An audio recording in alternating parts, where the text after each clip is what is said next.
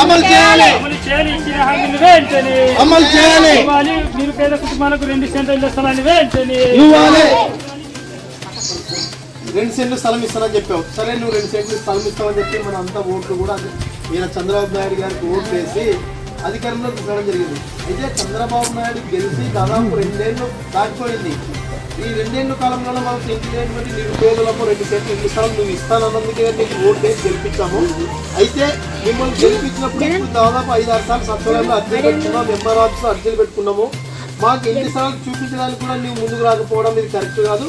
మీరు అప్పుడు చెప్పారు కాబట్టి మేము ఓట్లు వేస్తాం కాబట్టి మాకు ఖచ్చితంగా ఇంటి స్థలాలు కావాలని చెప్పి కమ్యూనిస్టు పార్టీ మహిళా సమాఖ్యగా అనేక దఫాలుగా పోరాటం చేయడం జరిగింది. పోరాటాలు చేస్తున్న ఏం మాత్రం స్పందించడం లేదు. ఇది కరెక్ట్ కాదు. మీరు ఇంటి స్థలాలు ఇచ్చేంత వరకు కూడా మేము ఖచ్చితంగా ఆందోళన చేస్తాం. 600 అయినా 100-150 అయినా పేదలకు ఇంటి స్థలాలు ఇవ్వాల్సిందే. ఇంట్లో ఇచ్చినటువంటి స్థలాలు ఇల్లు కట్టుకుంటారా, గుడిసెలు వేసుకుంటారా, తర్వాత వాళ్ళు ఇష్టమని చెప్పే పద్ధతిలో ఈ నెల 6 నుండి 15 వరకు మన ఎమ్మెల్యేలు దేశవ్యాప్తంగా రాష్ట్ర వ్యాప్తంగా కూడా సమస్యల పైన పాదయాత్ర చేస్తున్నారు. ఇంకోటి ఆడబిడ్డలు ఇదే అని చెప్పాడు ఆయన చంద్రబాబు నాయుడు. నా అక్క చెల్లెళ్లకు మా ప్రభుత్వం వస్తే నెలకు 1500 రూపాయలు ఇస్తామని చెప్పారు. సరే, మంచిదే. ఆడబిడ్డలకు 1500 రూపాయలు ఇస్తే ఏదో పొదుపు కట్టుకోవడానికో, లేకపోతే ఇంట్లో సంతానం చేసుకోవడానికో, లేకపోతే ఏదో చీట్లు కట్టుకోవడానికో రకరకాలుగా ఉపయోగపడుతుంది కదా అని చెప్పి చంద్రబాబు నమ్మి ఓట్లు వేశారు. 2 ఏళ్ళు దాటింది. ఇప్పటికైనా ఏ ఆడబిడ్డకైనా నెలకు 15 రూపాయలైనా మీరు అకౌంట్లోకి వేసారా? ఎక్కడ కూడా అకౌంట్లోకి వేయలేకపోవడం జరిగింది.